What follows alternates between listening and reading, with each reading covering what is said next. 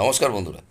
আপনাদের সাপ্তাহিক ছুটি, আপনারা এমন অনেকেই আছেন যারা বাইরে কাটাতে ভালোবাসেন।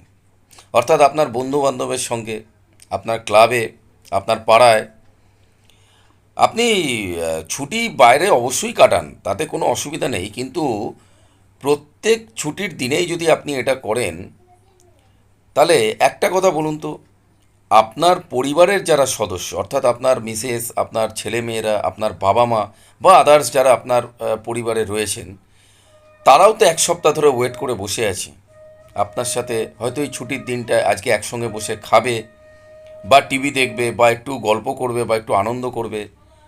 আপনি একবারও এই কথাটা চিন্তা করছেন না। একটু ভাবুন তাদের জন্য। আপনি বাইরের জগতে আপনার আনন্দের জন্য অবশ্যই ঘুরুন, কিন্তু পাশাপাশি বাড়ির লোকের কথাটাও একটু চিন্তা করুন। নমস্কার।